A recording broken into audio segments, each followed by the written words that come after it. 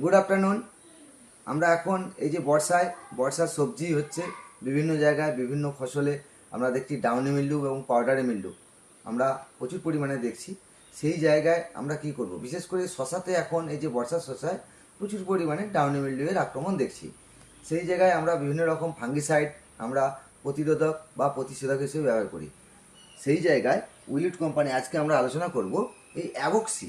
এই অ্যাভক্সি একটা নতুন ফাঙ্গিসাইড বলতে দুটোই পুরানো টেকনিক্যাল রয়েছে, কিন্তু দুটোকে কম্বিনেশন করে একসঙ্গে নিয়ে এসছে এবং এটা টোটালটাই হচ্ছে পেটেন্ট প্রোডাক্ট। সুতরাং এখন একমাত্র উইলিট কোম্পানির কাছে রয়েছে এই অ্যাভক্সি।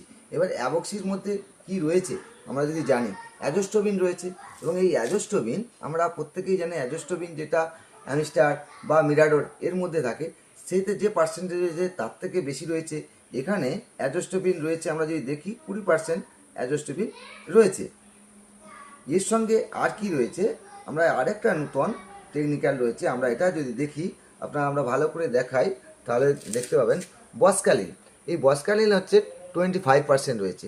এই দুটো টেকনিক্যালের সংমিশ্রণে তৈরি হওয়ার জন্য কি করবে না, ডাউনি মিল্ডু, পাউডারি মিল্ডু, পাতায় বিভিন্ন দাগ তাকে কিন্তু সুন্দরভাবে কন্ট্রোল করবে। কারণ এটার মধ্যে সিস্টেমিক, এটা দুটোই অন্তর্বাহী প্লাস পত্রভেদক, এবং এই যে পত্ররন্ধ্রের মাধ্যমে আমার সব জায়গাকে আমার সুরক্ষিত করবে এবং জাইলেম ক্লোরাইডের মাধ্যমে আমার গাছকে নিচে থেকে আমার টোটাল গাছটাকে আমার সুরক্ষিত করবে এই অ্যাভক্সি। এই অ্যাভক্সির ডোজ নিয়ে যদি আলোচনা করি, এই অ্যাভক্সির ডোজ হচ্ছে 25 ml টাঙ্কিতে।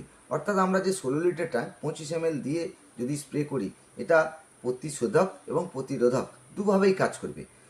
সুতরাং আমরা প্রতিষেধক এবং প্রতিরোধক দুভাবেই যদি কাজ পাই, তাহলে ডাউনি মিল্ডু, পাউডার মিল্ডু, পাতায় যে টিকা দাগ তার হাত থেকে কিন্তু যে কোনো সবজিকে দুর্দান্ত কাজ পাবো এবং তার সাথে সাথে গাছ সবুজ সতেজ হবে আর আমার ফলন পরবর্তীকালে ফলনও বেশি পাবো। পক্ষান্তরে আমরা যদি বলি অ্যাভক্সি দিলে ফলনও বেশি পাবো।